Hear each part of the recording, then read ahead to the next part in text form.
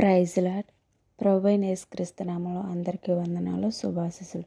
పరిశుద్ధ గ్రంథము ఈ దినమున మనతో ఏం మాట్లాడుతుందో, పరిశుద్ధ గ్రంథం ద్వారా దేవుడు మనతో ఏం మాట్లాడుతున్నాడో ఒకసారి చదువుకుందాం.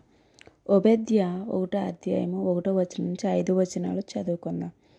ఓబద్యాకు కలిగిన దర్శనము ఏదోమును గూర్చి ప్రభువగు యెహోవా సెలవిచ్చినది.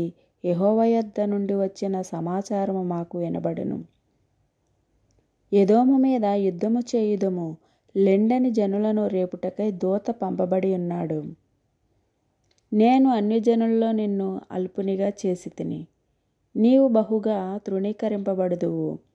అత్యున్నతమైన పర్వతముల మీద ఆసీనుడవై ఉండి కొండ సందులలో నివసించువాడా, నన్ను క్రిందకి పడద్రోయగలవాడెవడును అనుకున్నవాడా, నీవు హృదయపు గర్వము చేత నీవు మోసపోతివి. పక్షిరాజు గూడంత ఎత్తైన నివాసము చేసుకొని నక్షత్రములలో నీవు దానిని కట్టినను, అచ్చట నుండి నేను నిన్ను క్రింద పడవేతును. ఇదే యెహోవా